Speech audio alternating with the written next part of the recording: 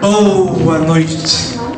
Bom, eu queria, em primeiro lugar, agradecer imensamente aos nossos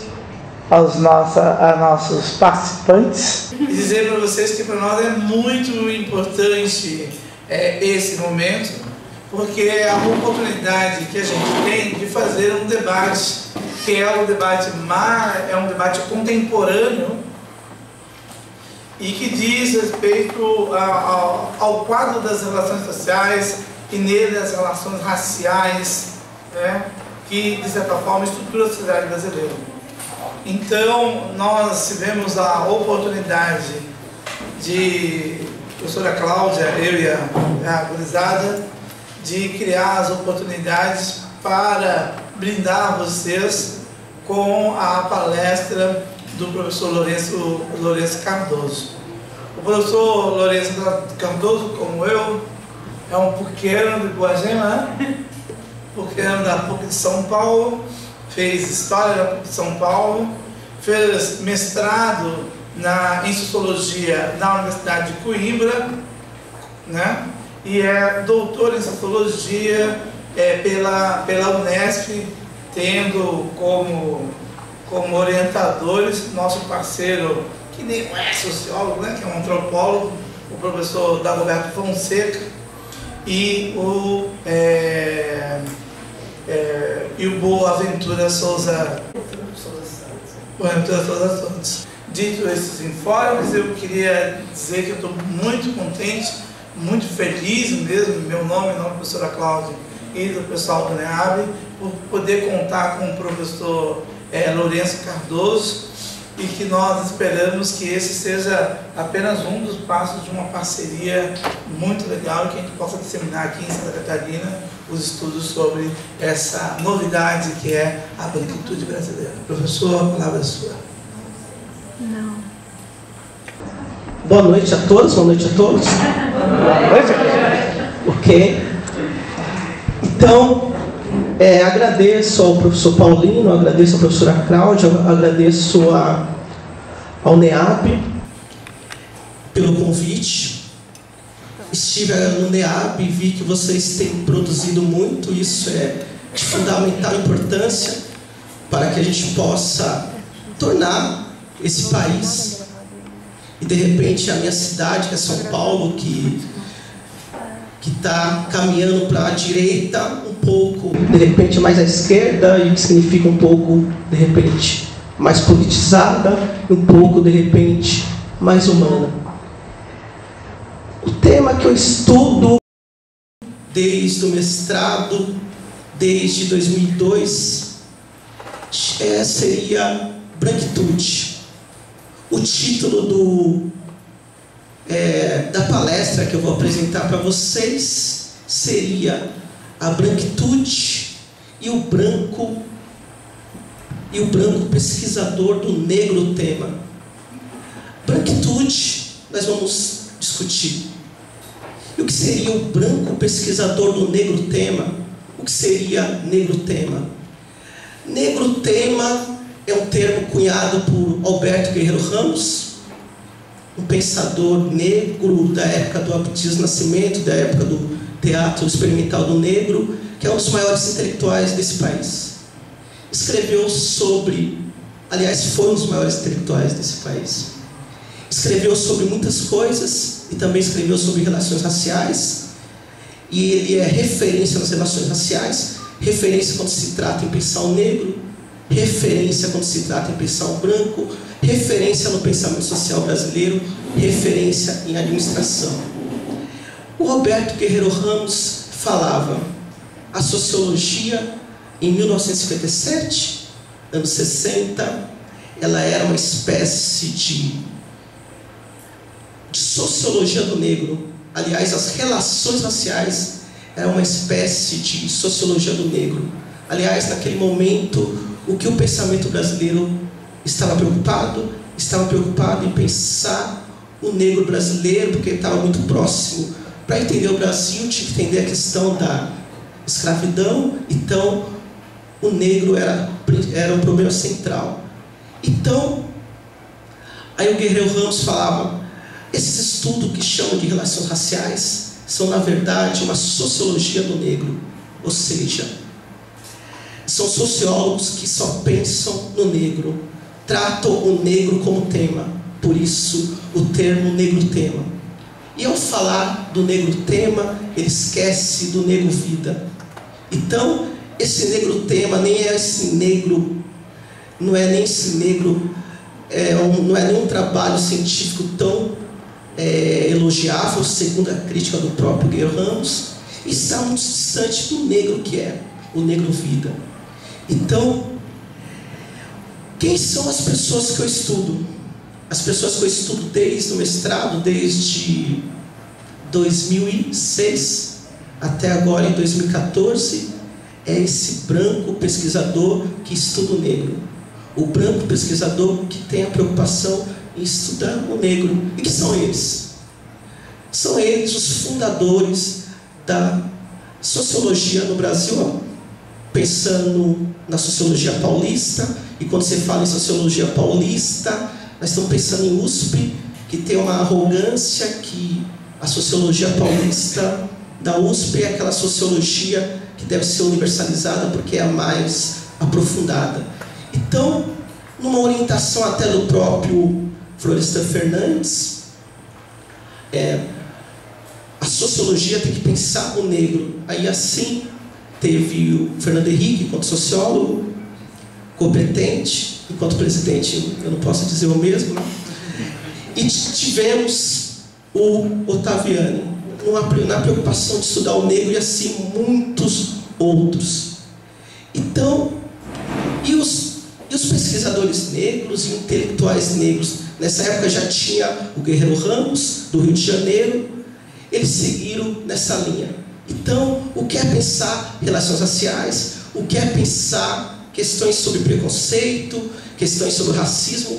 É pensar no problema que é o negro, é pensar no negro como tema. E são esses brancos, como Ottaviani, como Fernando Henrique, que formaram os primeiros pesquisadores negros que entraram nas universidades, tanto na PUC quanto na USP. Eu estou pensando muito em São Paulo e no máximo no Rio de Janeiro. É onde eu me situo, São Paulo e Rio de Janeiro. Então, os pesquisadores negros que vieram depois, entraram nos anos 90, poucos nos anos 80, eles são formados por esses pesquisadores brancos que estudam o negro. Então, quem são as maiores referências das relações raciais no Brasil? Os brancos, como Ottaviani, como Fernando Henrique, como Florestan Fernandes, como Carlos Rosenbaum, todos brancos. E depois os pesquisadores negros. E anos 80, temos a PUC São Paulo, onde tem um grupo que tem o Paulino, tem o Dagoberto, tem o Wilson, tem um grupo de pessoas, mas já são fruto desses pesquisadores anteriores. Então, a matriz, as autoridades do assunto das relações raciais no Brasil, ao se pensar o negro, são esses brancos. E a minha questão é, por que esses brancos, eles pensaram o negro e não se preocuparam em pensar em si? Essa é uma das questões que eu trabalhei no mestrado e só fui respondê-la no doutorado, ok? Mas antes vamos falar sobre o branco. Podemos passar? Vocês estão enxergando daí? Como é que estão? Paulinho não está atrapalhando? Tá. Ainda bem que ele não tem uma cabeça grande, ok? Não, foi um elogio, ok? Então, o branco é uma interrogação. Por que estudar o branco? Né? Alguém já se viu estudar o branco? Aliás, desde 2006, quando eu ia falar para estudar o branco, eu sempre fui muito... as pessoas falavam, eu nunca recebi incentivo. Eu falei assim, por que estudar o branco? O branco não é uma questão, né? O branco, né? As pessoas não entendiam, né? Então, branco é uma interrogação. Por que estudar o branco? Podemos passar? Branquitude. Nós estamos muito familiarizados com a palavra negritude. Negritude, ela está muito bem, ela cai muito bem nos nossos ouvidos. E branquitude, podemos entender a branquitude como a identidade racial branca. Podemos entender que se o negro tem pertencimento étnico racial, esse termo que nós mais utilizamos quando escrevemos, se o negro pode ser considerado uma pertença étnica e racial, o branco também pode ser considerado assim como todos os outros, porque ser branco nunca se viu enquanto etnia, ser branco nunca se viu enquanto raça, muito menos com esse termo pertença étnico-racial, ok? Se negro é uma pertença étnico-racial, então podemos pensar o branco assim. Podemos pensar. Ser branco no Brasil, no mundo ocidental, geralmente significa, ser branco significa não pensar sobre ser branco. Ser branco não significa pensar sobre isso. Aí nós podemos fazer uma analogia só em termos pedagógicos com negro. Ser negro significa pensar porque você é apontado sobre isso o tempo todo. Agora branco significa não pensar sobre isso. Podemos? O branco definitivamente não é uma questão. Não é uma questão. Não era uma questão nos Estados Unidos, não era uma questão no Brasil e ainda causa muito estranhamento. O que é a branquitude? Vamos tentar desvendar essa palavra branquitude. Podemos passar? Eu estou pensando aqui o termo branquitude no Brasil. Aqui eu estou situando a branquitude no Brasil. A branquitude no Brasil, ela surge como neologismo da palavra negritude, numa ironia de Gilberto Freire. Gilberto Freire falou assim: aqui no Brasil, nós não devemos incentivar nem essa branquitude, nem essa negritude, porque aqui é o lugar do mestiço. Nós somos melhor do que isso, nós não temos que importar esse estrangeirismo. Gilberto Freire estava se rebelando quanto aos movimentos pelos direitos civis de influência estadunidense, que estava já influenciando no Brasil a negritude do teatro experimental do negro e assim vai. Então, a negritude aqui no Brasil não cabe. Nós não somos nem negritude nem branquitude. Então ele ironiza. Então esse termo branquitude, ele surge no Brasil como uma ironia do Gilberto Freire. Eu particularmente, quando fui pesquisar, eu não queria descobrir isso com o Gilberto Freire, porque não. Mas a história é a história. Então, em termos de palavra, a negritude no Brasil ela surge como uma ironia. Mas a ideia de se pensar o que é branco, a ideia de se problematizar o branco, vem com Guerreiro Ramos. Alberto Guerreiro Ramos, ele não vai usar o termo branquitude. Depois a gente vai estar problematizando branquitude, brancura, esses termos, e nós vamos conversar sobre isso. E no futuro, essas coisas estão em textos que eu escrevi, tanto no meu mestrado quanto no doutorado. Nós estamos apresentando aqui muitos conceitos, muitos termos, mas depois vocês terão oportunidade, para quem se interessar, em eu passar meu texto, ok? Então, a branquitude, a identidade branca, a ideia de se pensar o branco no Brasil surge com Guerreiro Ramos. Alberto Guerreiro Ramos, em meados de 1957, então antes dos anos 60. Ele escreveu um artigo chamado A Patologia Social do Branco e publicou num livro chamado... Esse livro teve 2 nomes: A Cartilha Brasileira e depois Introdução Crítica à Sociologia Brasileira. Mas primeiramente era um artigo de jornal. Antigamente, jornal era algo de... Era um material de expressão de qualidade, né? Hoje está meio complicado. Quem escrevia nos Nos jornais eram os intelectuais, eram jornalistas de peso, até para que eles pudessem debater. Então, é essa questão que o branco precisa ser problematizado. O Guerreiro Ramos vai tratar disso primeiramente no jornal, que é um artigo, que é um ensaio, e depois vai nesse livro. Então, branquitude, o que significa branquitude? Ela não necessitou ser ressignificada. Branquitude não significou ser ressignificada.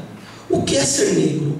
Aqui eu estou fazendo uma comparação com o que é ser negro. Ser negro é uma ideia que não tem valor.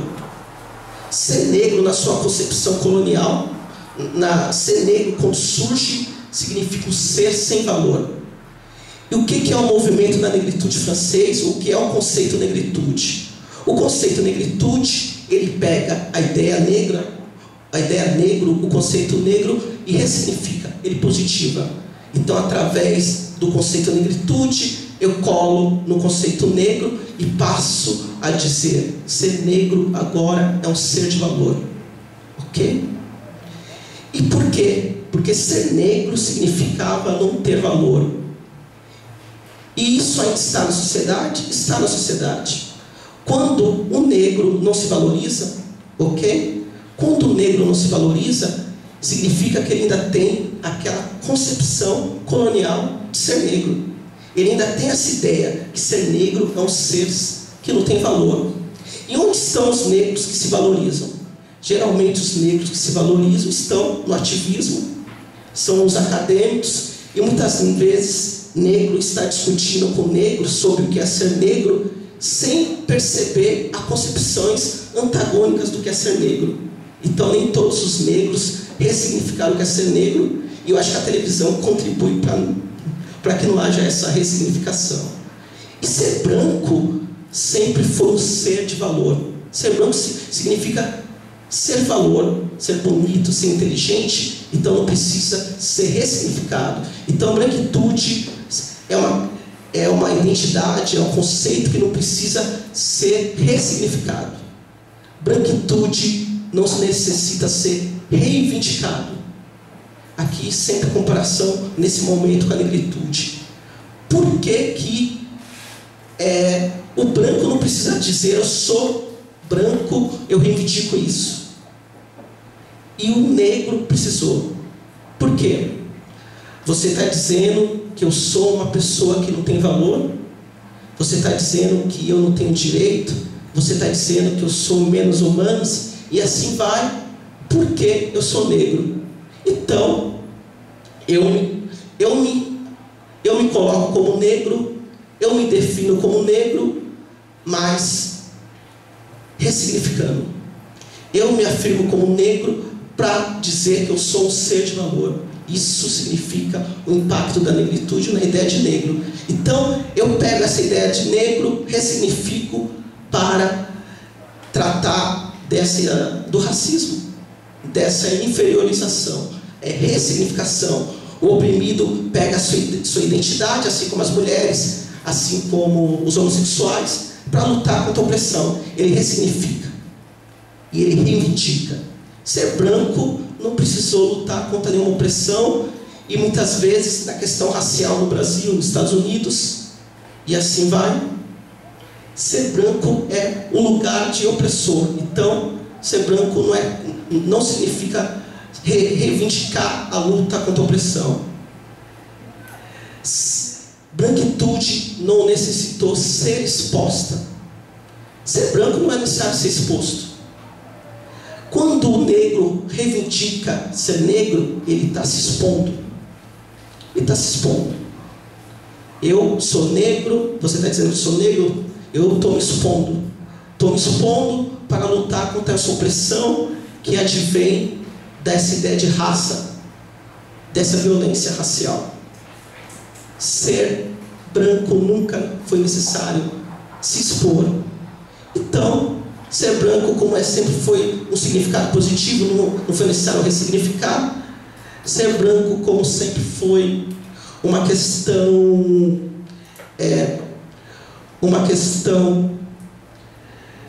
não é necessário reivindicar por nenhuma luta de justiça. E ser branco também não é necessário ser exposto. Ser branco geralmente não é exposto. Ok? Agora vamos continuar com essa comparação branquitude e negritude. Branquitude e negritude, aqui tem dois reis. Eu coloquei aqui, mas eu sinceramente não gosto de nenhum dos dois, mas eu achava, mas estava difícil encontrar rei. Aí, né, mas eu achei que dava para colocar, ok? Mas não tenho nenhuma simpatia por nenhum dos dois, ok? Branquitude e negritude. A branquitude podemos entender como uma identidade racial branca, que é ocultada. Essa ideia que branco possui raça, possui etnia, isso é ocultada. Pelé sempre foi definido como negro, mesmo que ele às vezes não tenha se colocado a esse respeito. Mas temos esperança, o dia vai acontecer. Ok? Aí nós temos o Pelé. Aí nós temos Roberto Carlos. Ele é um branco. Ele tem a identidade racial ocultada. Ser branco para o rei Roberto Carlos, rei para os súditos deles, né? A branquitude, ser branco para ele, isso não é questão. Ser branco para o Pelé sempre foi questão, mesmo que ele não tenha tratado dessa questão, ok? Então vamos definir branquitude melhor, ok? Essa definição de branquitude, ela é com base nas teorias da branquitude e é com base nas minhas pesquisas. Aliás, eu me baseei mais nas minhas pesquisas do que nas teorias que coincidiu, né? Coincidiu. A branquitude significa pertença étnico-racial atribuída ao branco. Podemos entendê-la como o lugar mais elevado da hierarquia racial. Existe uma hierarquia racial e ser branco ocupa o lugar mais alto. Ser branco é um poder de classificar os outros como não brancos. Então quem classifica é o branco. Dessa forma, o que significa ser classificado como um não branco? Significa ser menos do que ele. Significa ser menos do que branco. Ser branco se expressa na corporeidade. Ser branco, a gente se identifica também pelo corpo. E corporeidade aqui eu estou chamando de brancura. Isto é, brancura. A brancura, o corpo, é a expressão do ser. O ser que nós somos é o corpo. Quem escreve sobre isso? Dagoberto, na tese dele de doutorado. Ser branco consiste em ser proprietário de privilégios raciais. Então ser branco no Brasil, ser branco nos Estados Unidos, ser branco nas sociedades ocidentais, significa ser privilegiado por ser branco, ser privilegiado por sua pertença étnico-racial. E quais privilégios? Simbólicos e materiais. Simbolismo, coisas simbólicas, e também ganhos materiais. Ser branco significa mais do que ocupar os espaços de poder. O branco geralmente, hegemonicamente, se encontra nos espaços de poder. Mas ser branco significa mais do que isso. Ser branco significa ser poder, ou seja, a geografia existencial do poder. Ser branco significa ser poder. Podemos continuar? O branco é aquele que se coloca como mais inteligente, ou único humano, ou mais humano. O branco é o único humano, ou ele é o mais humano. Para mais, significa obter vantagens econômicas, jurídicas e se apropriar de território dos outros. Quem disse isso foram os meus pesquisados e a própria teoria sobre branquitude. A identidade branca é a estética e a corporeidade mais bela. Ser belo, ou ser mais belo, é branco. Aquele que possui a história e a sua perspectiva. A história ocidental é a história contada de uma maneira hegemônica pelo branco, ou na sua perspectiva. A história ela pode ser contada pelo não branco, ela pode ser contada pelo negro, mas mesmo contada pelo negro, muitas vezes esse negro está contando a história com a perspectiva branca. No ambiente acadêmico, que é o meu principal interesse, no ambiente acadêmico, ser branco significa ser ou pesquisador, significa ser ou cientista, significa ser ou cérebro, significa ser aquele que produz o conhecimento. Ok? Então daqui é uma definição genérica do que é ser, do que é a branquitude, com base em teoria e com base nas pesquisas que eu fiz. Agora, para complicar um pouco, porque eu estou falando de alguns termos, né?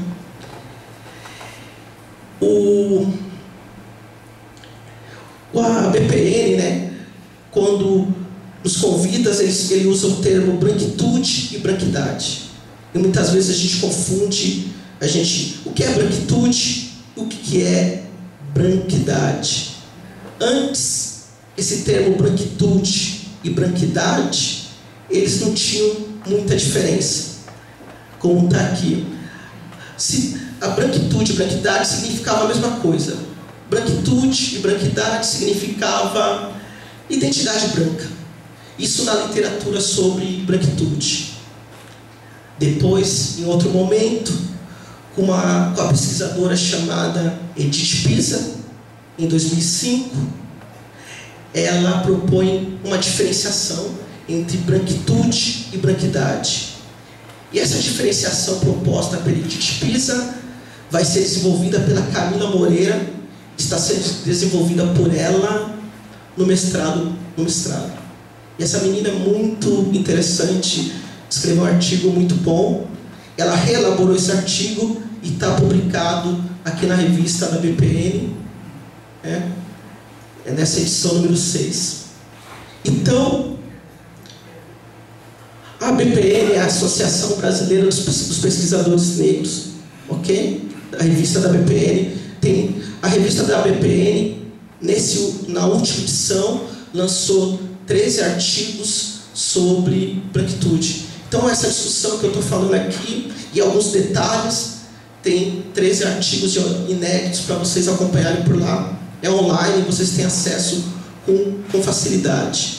Então, Edith Pisa, Camila Moreira, ela propõe uma diferenciação entre branquitude e branquidade. Então ela vai dizer que a branquidade seria aquele branco que não critica os seus privilégios raciais. Aquele branco que se vê como branco ou não se vê e não critica a vantagem. Se eu tenho vantagem por ser branco, eu não critico. Isso ela chamou de branquidade. E branquitude ela coloca como algo além, ela coloca como uma espécie de consciência. A branquitude ela está colocando como aquele branco que se percebe como branco e discorda, critica. Eu não quero ter vantagem por ser branco. Eu tenho consciência que eu possuo privilégios raciais e eu não quero ter privilégios. Quando eu falo em consciência, é um conceito complicado, mas eu posso falar de consciência de uma maneira muito tranquila se eu me basear em Hegel, no sentido de falar, a consciência é eu me perceber. E como é que eu me percebo? Eu me percebo através do outro. Então a consciência só é possível quando há o outro. Eu só percebo que eu sou eu quando existe outra pessoa para me diferenciar. Isso é o Hegel no livro dele, Fenomenologia do Espírito. Então, a branquidade seria aquele que não critica privilégios raciais e a branquitude se opõe. Isso é o que a Edith Pisa propõe, isso que Camila Moreira está desenvolvendo. Ok, podemos passar?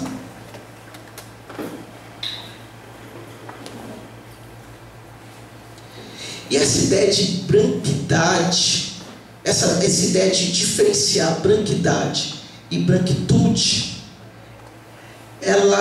a Camila e a Edith Pisa, ela vai se basear numa história do movimento negro em São Paulo, ela vai se basear um pouco na história da Frente Negra Brasileira, que foi uma entidade negra, uma organização negra dos anos 1931 a 37, 31, né, exatamente, ele também é historiador, acho que é 31 a 37, ok, se eu não tivesse aqui eu podia falar 30, 29, foi de 31 a 37, uma organização negra muito importante, que teve filiais por outros estados do Brasil e se tornou um partido de orientação negra. Então, é muito importante vocês, quem não conhece, ficar atento à história da Frente Negra Brasileira. Só que a Frente Negra Brasileira, anos 30, ela estava mais interessada nos valores eurocêntricos, nos valores do branco, nessa educação. Eu quero estudar para ser uma pessoa educada, para uma pessoa culta, assim como o branco. Aí eu vou renegar a tradição africana, eu vou renegar religiões de matriz africana, porque isso me faz me aproximar de algo que é selvagem, que é do negro. Então, a Frente Negra Brasileira, nesse aspecto, ela representa uma desvalorização de uma cultura de tradição negra, nesse aspecto. Então, a Edith Pisa vai dizer que a negridade representa a identidade dessa Frente Negra Brasileira que ela chama de negridade. Então, o que é a Frente Negra Brasileira? A Frente Negra Brasileira possui negridade. O que significa negridade? Significa que é o negro que rejeita a sua tradição cultural negra, e geralmente a tradição mais rejeitada ainda hoje é a religião de matriz africana. Então, é o negro que não se valoriza por inteiro, ok? Aí, então a branquidade é fruto disso. E o que seria a branquitude? A branquitude seria fruto da ideia de negritude, que é o negro que se valoriza por inteiro. Eu valorizo a minha estética e eu valorizo a minha história, a minha cultura africana. Então, a branquitude seria fruto da negridade e a branquitude fruto da negritude. Obviamente que isso são algumas distinções que depois vocês podem ver com maiores detalhes no texto que eu escrevi. Mas vamos continuar um pouco mais. A ideia de branquidade e branquitude. Eu ainda não considero, por enquanto, não considero muito interessante essa discussão entre branquidade e branquitude. Porque tanto o branco, seja com branquidade, seja com branquitude, ele possui privilégio racial. Ele vai ser tratado com vantagem racial numa sociedade racista. Então, não importa se é consciente, se é mais ou menos, ainda ambos têm privilégio racial. Mas eu penso que a Camila, ela vai ir além disso, é porque ela já sabe dessa crítica que eu fiz e com certeza ela vai responder muito bem, ok? Vamos continuar? Outras tipologias do que é ser branco, classificações do que é ser branco, fruto da minha dissertação de mestrado e que eu aprofundei no meu doutorado. Existe o branco que eu chamo de crítico e o branco que eu chamo de acrítico. Existe a branquitude crítica e a branquitude acrítica. Eu escrevi um artigo sobre isso numa revista publicada na Colômbia e aprofundei esse artigo nessa revista publicada agora na revista da BPN, Associação Brasileira dos Pesquisadores Negros. Eu vou falar rapidamente. Os brancos não são todos iguais, nós somos diversos. Os brancos são diversos. O branco acrítico seria aquele que desautoriza o racismo publicamente. No Brasil e no mundo, como o racismo é algo ilegal ou imoral, as pessoas desautorizam o racismo publicamente. E por que eu digo que o branco crítico é aquele que desautoriza o racismo publicamente, porque em segredo, em seus papos particulares, eu não tenho como saber como é a sua postura. E na minha pesquisa, mostrou que aquele branco, nem todos os brancos, inclusive pesquisadores das relações raciais, né? Aliás, pesquisadores da sociologia do negro, nem todos eles, apesar daqueles trabalhos que desautorizam o racismo publicamente, não necessariamente em ambientes privados, eles desautorizam, ok? Então esse foi um critério que eu coloquei como branquitude crítica. E quais são os brancos que a teoria da branquitude geralmente estuda? Nós estudamos geralmente o branco crítico. Nós estudamos aquele branco que desautoriza o racismo. E há outros critérios de branco crítico, ok? Mas eu só vou ficar com esse. O que seria o branco acrítico? Seria aquele branco que pertence, ou sou simpático, a grupos da Ku Klux Klan, neonazistas. E esses brancos, eles não desautorizam o racismo. Esses brancos não desautorizam o racismo. Mas também esses brancos não se consideram racistas. O branco da Ku Klux Klan, o branco da neonazista, ele não se considera racista. Para ele é um fato natural que ele é superior. E obviamente que ele não vai discutir com nenhum outro inferior, né, essa questão. Então, esse branco neonazista é aquele branco que eu chamo de branquitude acrítica. E esse branco, ele tem uma característica homicida. O outro eu posso matar, porque ele tem até o direito de matar, porque o outro é superior. Então, é muito difícil estudar esse branco acrítico. Obviamente, como é que um negro vai estudar um branco neonazista? Só se for por, né, trabalho de documentos e tal. Até o branco crítico é complicado, porque se o branco crítico for estudar o branco neonazista e ele for descoberto, ele é considerado um traidor e também pode ser assassinado. Então, mas é um tipo de branquitude que nós temos que estar atento, né? Talvez tenha crescido essa branquitude de São Paulo, mas tudo bem, eu vou parar de falar de São Paulo. Okay? Vamos continuar? Tem toda uma questão sobre branquitude, uma discussão que é aquela ideia de que o branco não se enxerga como branco. Ah, o branco não se enxerga como branco. Aí tem toda uma discussão sobre isso, e isso é no primeiro momento das teorias sobre branquitude estadunidense. Se é branco, ele não se enxerga. Aí, com base na Maria Aparecida Silva Bento, eu posso colocar o seguinte: o branco, se ele não se enxerga, que eu particularmente não concordo com esse ponto de vista, ele pode não se enxergar por ignorância, e essa ignorância não é bem a palavra. Eu colocarei isso: ele não se enxerga por não se problematizar sobre isso, e porque ele não é questionado sobre isso. Ser branco não é questionado, ele não é interpelado por isso, então ele não se aprofunda. Aí nós podemos dizer: o branco também pode não se enxergar por interesse. A sociedade, em termos raciais, está boa para o branco, ele tem privilégio. No emprego, numa disputa com o não branco, ele tem vantagem. Então, eu também não vou tratar disso. Não enxergar também significa manter a sociedade como está, conservar. É interessante para mim, ok? Mas essa ideia do branco não se enxergar é complicada, porque ser branco sempre foi visível para o não branco. O branco sempre foi branco para o negro. E o branco, ele se enxerga até pelo contraste com o outro. Ele vai dizer, mesmo que ele não diga, eu não sou, mesmo que ele diga, eu sou branco, ele vai dizer, eu não sou ele. Ele vai dizer, eu não sou negro, eu não sou índio, eu não sou japonês.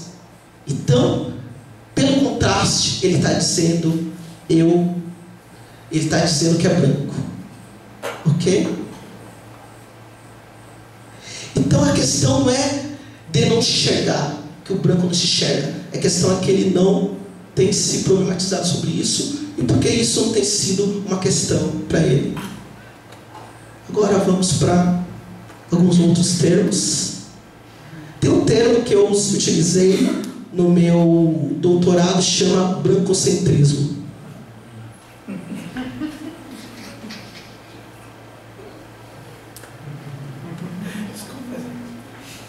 Brancocentrismo, ok?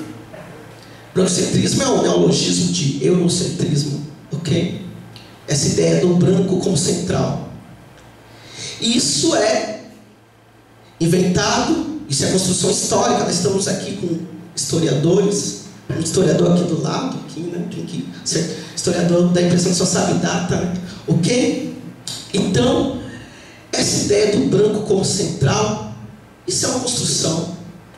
Teve o casamento dessa princesa, cujo nome eu não lembro, desse príncipe, cujo nome eu também não lembro, porque eu não me interesso pelos nomes dele. Mas, por que esse casamento foi tão divulgado na televisão brasileira, nos jornais, revistas? O que isso interessa para nós? O que interessa para nós o casamento da família britânica? Não nos interessa. Não nos interessa. Mas significa a atualização da imagem de uma tradição do que é belo, de uma tradição do que é mais desenvolvida. E essa tradição é a inglesa. A monarquia só é interessante, só é glamurosa ou mais glamurosa na Inglaterra. É uma espécie de conto de fadas. E o que significa isso? Significa a reinvenção do padrão do ideal de humanidade. Quando eu for pegando esse casal, eu estou inventando o padrão de humanidade que eu desejo. É uma reinvenção da tradição. Reinvenção da tradição. E a tradição é considerada uma coisa atrasada, não nesse caso. Nesse caso, a tradição, o valor é o glamour. Mas qual tradição? Só a inglesa ou nessa vertente ocidental? Nessa vertente ocidental. Porque o casamento da monarquia japonesa, da monarquia africana, isso é selvagem. Isso não é interessante. Isso não passa na Rede Globo. Ok? Em SBT, assim vai. Ok? Então, é a invenção do ideal, essa ideia de, até em termos de monarquia, em termos de tradição, você tem um branco como central. Podemos caminhar? E a ideia do brancocentrismo no Brasil? A invenção do padrão ideal de um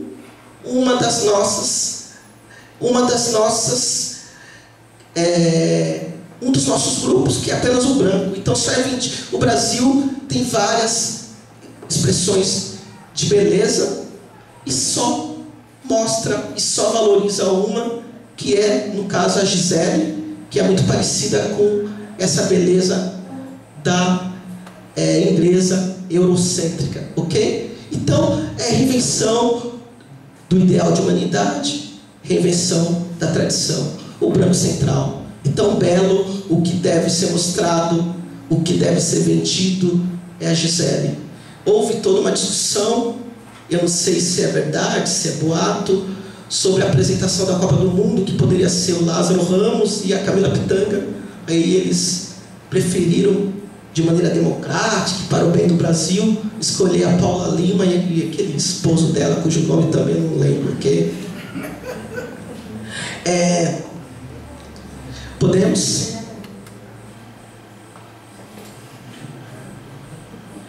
Essa questão do brancocentrismo e a cultura negra. Salvador é uma cidade de população de maioria negra, pelos dados oficiais. E quem é o governador? Quem é o cabeça? Quem é que manda? O governador que vai deixar a eleição, Jacques Wagner, e outro governador que ganhou a eleição, que é também outro branco. Então, uma cidade onde tem maioria negra, quem manda, quem é o cabeça, quem é o cérebro, quem é o administrador, é o branco. Ah, mas o negro, ele se expressa na cultura, né? Sim, é verdade. Mas quem vai ganhar mais dinheiro, quem vai ser mais divulgado? Eu imagino que era a Cláudia Leite e a Ivete Sangalo. Então, tem outros artistas como Margareth Menezes, mas mesmo em Salvador, o branco é central. Ok? Vamos continuar? O brancocentrismo, o negro, o branco e a cultura negra. Essa ideia do branco ser central. O pesquisador, um branco e objeto negro. O que significa? O pesquisador, ele é central. Ele continua como central. E o negro é objeto. Vamos falar do pesquisador branco e objeto branco. Estou falando dos meus colegas, eu sou muito amigos, né? Aliás, são a maioria as mulheres, que é o pesquisador branco que estuda branquitude. Mesmo quando ele estuda a si mesmo, ele é sujeito, ele é objeto, ele ainda se mantém como central. Ele é o pesquisador. Essa ideia do brancocentrismo na cultura negra tem a questão das religiões de matriz africanas, como o Pai de Santo, os zeladores de orixás. Nota-se que é uma religião de tradição africana e na maior hierarquia estão os brancos. Há muitos brancos. Nas escolas de samba, em São Paulo, Rio de Janeiro, que é o que eu tenho olhado, o presidente, que é o cabeça, que é o político, a maioria é branco. E o carnavalesco, que é o cérebro também, a maioria é branco. Então, num espaço de cultura, de tradição negra, ou de muita força da negritude, porque carnaval, eu não sei se carnaval dá para falar se é como cultura negra, isso eu já não sei. Mas, mesmo nesses espaços, o branco, ele é central. Ele está como presidente de escola de samba, ele está como carnavalesco na maioria das coisas. E, ao eu colocar essa questão, eu não estou falando de essencialismo. Eu não estou falando que cultura negra é algo do negro, só pode ser feita pelo negro, essa coisa de essencialismo, que já foi quebrado pelo Paul Giron e pelo Stuart Hall. Eu estou falando que na cultura negra, simplesmente, o branco tem se colocado como o protagonista, como personagem central até lá. Agora vamos falar também da branquitude inibida. Branquitude inibida é o branco que se inibe em espaços. O branco se inibe em espaços que eu chamei de negrocêntricos. Espaços onde o negro, enquanto personalidade, enquanto espaço, ele é central. Onde são esses espaços onde o branco pode se inibir?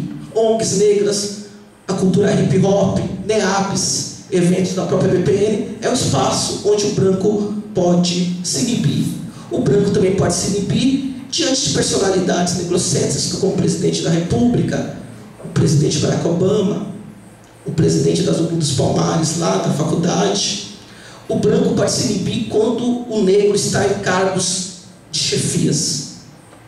O negro pode se inibir diante de uma personalidade negrocêntrica, até de uma negritude agressiva. Eu coloco o exemplo, o Malcolm X. Eu coloco o Malcolm X da autobiografia. Eu não li o livro dele, escrito pelo historiador, eu ainda não li esse livro e pretendo ler. Mas naquela autobiografia do Malcolm X, tem uma passagem que ele diz assim, ele encontra uma jovem branca, e a jovem branca pergunta para ele, o que eu posso fazer para colaborar com a luta? Ele diz, nada. Ele inibe a menina. Aí no segundo momento, até quando ele volta de Meca, ele diz que se arrepende e pensa que ela poderia colaborar, e qualquer pessoa que pode colaborar é bem-vinda, né? Mas nesse momento é o momento que eu considero ele mais profundo, que ele acabou sendo assassinado. Ok? Vamos falar de outras tipologias do que é ser branco. Eu coloco no meu doutorado que o branco é tipo Drácula, uma metáfora. Aí eu vou descrever aqui. Eu vou descrever exatamente a próxima. O branco é como Drácula. Ele vive nas sombras. A sua imagem não aparece no espelho. O branco, ele é o sedutor. Ele, quando aparece, ele é o mais sedutor. O branco é o principal objeto do desejo. O branco, enquanto Drácula de repente surge, apresenta-se em sua bela figura. Nós, todos, não Dráculas, cobiçamos seu corpo. Nossos corpos queimam em desejo, rogamos que ele nos absorva. O branco escolhe um corpo. Qualquer corpo, tanto faz. O branco é como Drácula. Será ele que escolherá. Não se importa se a peça é homem ou mulher, adulto ou criança, rico ou pobre, nacional ou estrangeiro. O corpo escolhido ficará agradecido.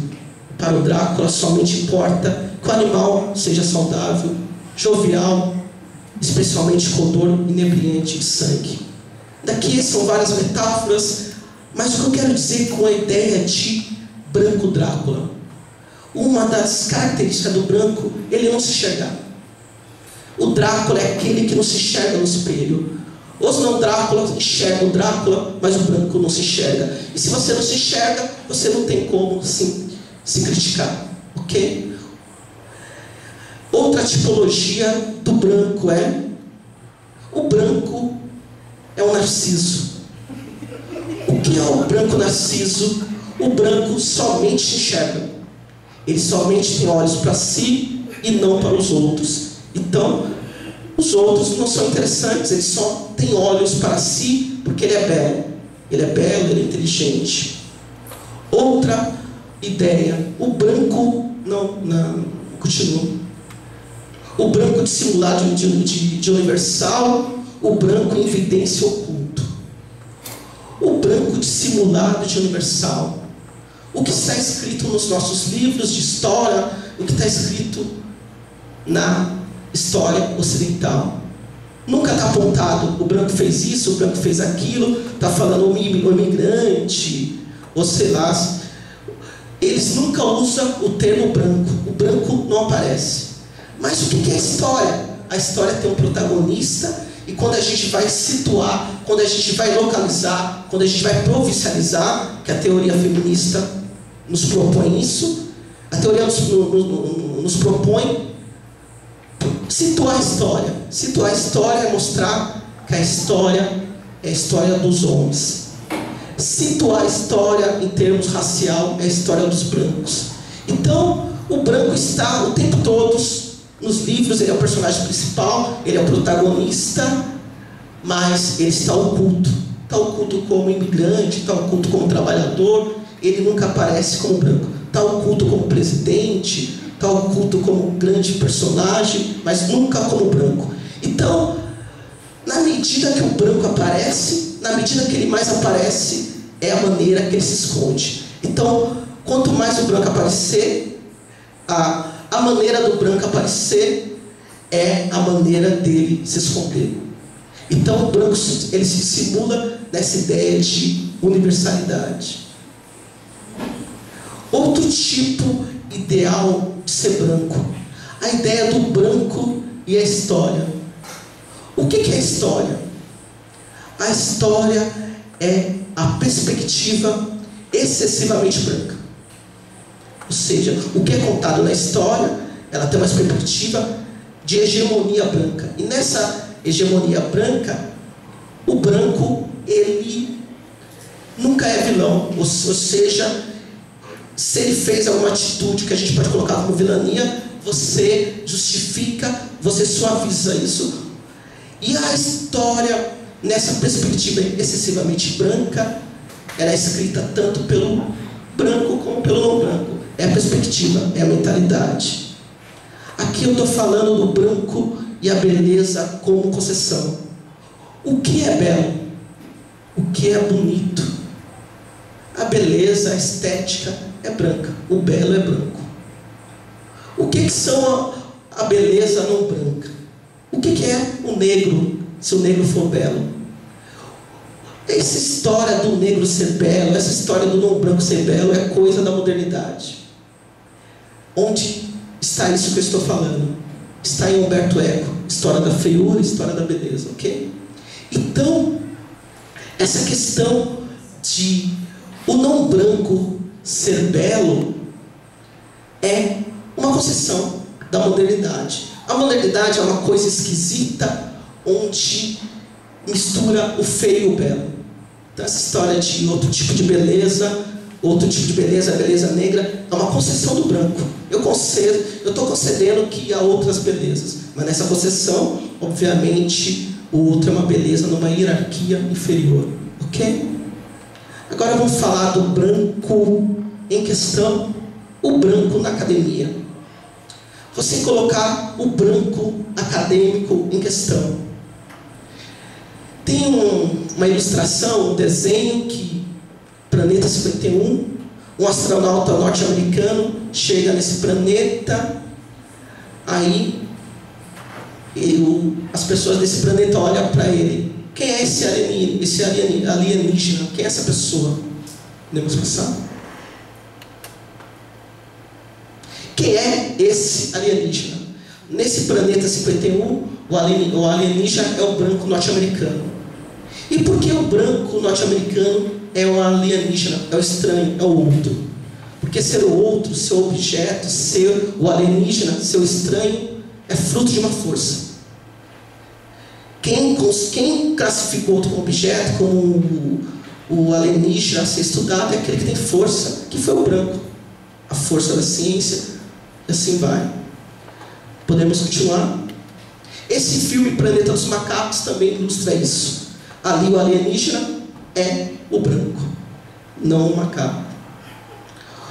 O branco como objeto. Estudar o branco, colocar o branco como objeto, causa um incômodo. O negro como objeto é a história da ciência. Agora, colocar o branco como objeto causa incômodo.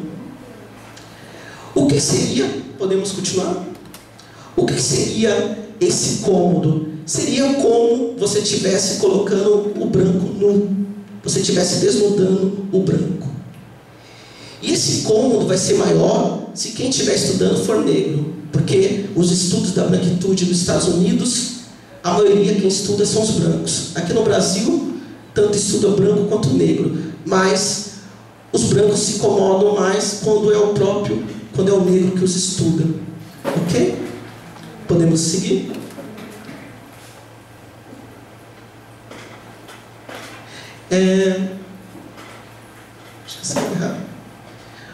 Esse branco pesquisador, eu fui pesquisar os brancos, pesquisador que estuda o negro.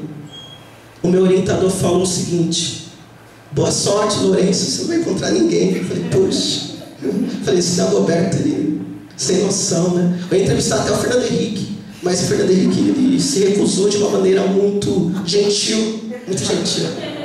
Porque o Fernando Henrique é um dos grandes estudiosos sobre o negro, né? Mandou um e-mail muito bonito, a secretária dele mandou, mas eu acho que o ano que vem, sem eleições, ele vai. Tem que ter esperança. Então, muitos dos brancos, os medalhões da USP se recusaram, né? Eu ia lá falar com eles. Eles olhavam assim para mim e me viam como negro, né? Eles olhavam para mim e me viam como doutorando, eles doutores, né? Aí eles pensavam que eu ia convidar eles para minha banca, né? Não é bem por aí. Eu quero fazer uma entrevista porque você, né? É o tema da minha pesquisa. Você é o protagonista, mas como sujeito, objeto, ok? Mas muitos se recusaram e mandei e-mails, eles se recusaram. E por quê? O que significa essa recusa? Ele se mantém como cientista, ele permanece a estudar o negro, ele permanece a aprovar o negro em suas bancas. Também não convidei eles para minhas bancas, né? Se não quisesse ser meu objeto, também não quero vocês me julgando também, né? Então, mas se eu convidasse, provavelmente eles iriam lá, ok? Então, ele permanece a aprovar o negro em suas bancas. Ele se recusa a se tornar objeto. Obviamente que muitos negros também se recusaram, a se tornar objeto, se recusaram a participar de trabalhos científicos. Ele se recusa a se tornar objeto, que é pior ainda, objeto do negro. Então, ele se mantém no seu castelo, que seria a academia, espiando a vida dos outros. Os outros possuem um problema, esses pesquisadores. E esse problema significa eles não são brancos. Ok? Aqui é uma poesia que eu escrevi sobre essa ideia de pesquisador negro, objeto branco, durante o meu mestrado. Rapidamente, seria pesquisador negro, objeto branco. Branco, que é branco mesmo, quando é homus acadêmico, odeia negro pesquisador. É o cúmulo o sujeito pesquisar o próprio objeto. Pior cúmulo é pensar o branco enquanto objeto. Mas se objeto for, que seja objeto do branco. Está proibido pesquisador negro, objeto branco. Branco, que é branco mesmo, odeia ser rato de laboratório. Okay? Então essa poesia que eu escrevi há muito tempo, não sabia que ela ia se tornar realidade. Mas houve brancos que me deram entrevista, por isso que a tese saiu. Okay? Dagoberto não tinha 100% de razão. Okay? Uma das pessoas que estuda o branco, o pioneiro, é o Guerreiro Ramos, e tem essa frase: pode-se dizer que no Brasil o branco tem desfrutado do privilégio de ver o negro sem por esse último ser visto. Nossa sociologia do negro até agora tem sido uma ilustração desse privilégio. O branco vê o negro e não é visto pelo negro. Guerreiro Ramos, ok? Eu daria para vocês duas referências que eu acho fundamentais sobre teorias raciais: Guerreiro Ramos e Francis Fanon. Não dá para trabalhar nada sobre relações raciais sem esses dois, ok? Podemos? Essa questão, por que pensar o outro e não pensar em si? É a questão do branco pesquisador. E a questão da maioria dos negros pesquisadores. Por que somente pensar ou pensar mais em si? Porque o negro também somente pensar ou mais pensar em si. Mas o meu tema de pesquisa é: por que pensar o outro e não pensar em si? Podemos? Uma das conclusões, uma das coisas que eu colhi na minha pesquisa é: o branco não pensa em si. Por que o branco não pensa em si? Ele pensa o negro para se distanciar da sua parte negra. Isso é o Guerreiro Ramos, já em 1957. Eu vou estudar o negro para eu me colocar como europeu, né? Isso voltou a aparecer. Isso que o Guerreiro Ramos já tinha percebido, voltou, ainda está presente. Por que não pensar em si? O branco não pensa em si para ele não se colocar como objeto. Por que o branco não pensa em si? O objeto negro já diz quem é. Ao estudar o negro, ele diz quem ele é. E geralmente está dizendo que ele é superior, que ele é o cientista, essas coisas. Por que o branco não pensa em si? Porque ele diz que é o outro que causa estranhamento. Ele não causa estranhamento. Por que o branco não pensa em si? Ele não pensa em si porque ele diz que ele não viveu a escravidão. Por que ele não pensa em si? Porque o problema é do negro. Por que ele não pensa em si? Porque o problema é o negro. Por que ele não pensa em si? Porque o problema é não ser branco. É por isso que ele não pensa em si. Por que ele não pensa em si? Ele pensa em relações raciais. Ele está fazendo uma sociologia do negro. Guerreiro Ramos já dizia isso. Eu pego esse termo e falo epistemologia do negro, porque o estudo não está só na sociologia, está em outras áreas. Então ele pensa que está estudando o branco e outras coisas, mas ele está estudando o negro. Então geralmente ele não está estudando relações raciais, e Guerreiro Ramos já disse isso em 1957. Por que o branco não pensa em si? Porque ele se interessa em entender os objetos, né? Por que o branco não pensa em si? Porque não existe incentivo para isso. Por que o branco não pensa em si? Porque isto incomoda. A síntese. O branco não pensa em si, porque o branco é humano, ele é a norma, ele é o universal. Podemos passar? O branco pesquisador do negro tema, ele se mantém como sujeito. Isso é uma das conclusões. Ele se mantém como sujeito. Isso ele mantém a tradição acadêmica do branco sujeito. Essa é a tradição acadêmica. A tradição do negro sujeito é algo a ser construído e está sendo construído a partir dos anos 90, mas a tradição acadêmica hegemônica ainda é do branco como sujeito. O branco pesquisador do negro tema, ele mantém a tradição acadêmica do negro como objeto. E aqui o objeto significa objeto não sujeito. Eu, quando penso o branco como objeto, eu penso o branco como objeto sujeito. Essa ideia de objeto não sujeito é uma coisa ultrapassada, né? Então, o branco progressista, ele pensa o objeto como sujeito histórico. Ele pensa o negro também como objeto histórico. O branco não pensa, o branco pesquisador do negro tema, ele resiste a se colocar enquanto objeto. Mesmo eu considerando o objeto como sujeito histórico, como protagonista da pesquisa, essas palavras bonitas que o Dagoberto falou para escrever. Okay? Ele falou protagonista da pesquisa. O problema maior ainda é quando o branco é objeto do negro. Temos aqui uma das pessoas que eu entrevistei falou isso. Eu vejo muita arrogância acadêmica por parte do pesquisador branco. O cientista utiliza o outro como objeto de pesquisa, no entanto, não permite que a ameba saia do frasco para interrogá-lo. Isto é, perguntar sobre os motivos que o leva a analisá-lo. O pesquisador tem medo de se expor. Além disso, tem o fato de ser uma entrevista falada. De repente ele pode dizer alguma coisa e depois se arrepender. Ok? O Abdias Nascimento, com um sociólogo, ele também teve um problema. Ele questionou um cientista sobre o seu trabalho.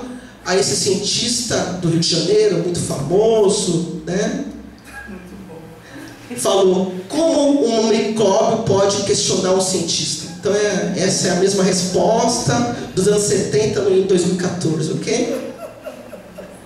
Essa questão da negritude e a humanização do branco. Lembramos que o negro que se positiva, o negro que pega e se valoriza, o negro que não se valoriza, que diz que é um ser que não tem valor, ele está negando a sua própria humanidade. Há razões para isso. Então o negro, ao se positivar, significa se humanizar. A negritude, ela visibiliza o branco. Eu te enxergo como branco. E ele pode propor o seguinte, a humanização do branco. O que significa isso? Significa a positivação do branco. O que significa a positivação do branco? Significa levá-lo a uma humanização autêntica. O que eu quero dizer que isso? Ser branco, autêntico enquanto humano, significa um valor sem desvalor. Ou seja, eu serei branco de uma humanidade autêntica quando a minha humanidade não significar a desumanidade de ninguém. O que é ser branco sem a crítica? Ser branco sem a crítica é uma construção colonial que significa ser humano, mas é uma humanidade complicada, porque a humanidade dele significa a desumanidade de todos os outros não brancos. Então estudar estudar o que é ser branco significa a busca da humanidade do branco. O branco positivado é aquele que é o valor sem recusar o valor do outro. Umas conclusões, ok? A próxima. Umas conclusões. O branco não pensar em si é um equívoco. Coloquei equívoco humano, mas acho que só equívoco estava bom. O branco não pensar em si é um equívoco, pois sustenta O branco, ao não se criticar, ele sustenta uma concepção de humanidade exclusiva, restrita. E se uma humanidade é restrita, ela é duvidosa, ela é desumana. Ela é desumana pois significa a valorização de si com a desvalorização do outro. Porém, o branco pode caminhar para uma humanidade autêntica ao positivar sua branquitude. Os estudos da branquitude, penso que propõem isso, leva a isso, pode colaborar nesse sentido, assim como os estudos das relações raciais como um todo. Nesse sentido, seria aquilo que eu disse: considerar a humanidade no sentido plural. A humanidade não é única, não é monocultural. A humanidade é plural, a humanidade é colorida, falando metaforicamente. A humanidade será do branco, do negro, de todos.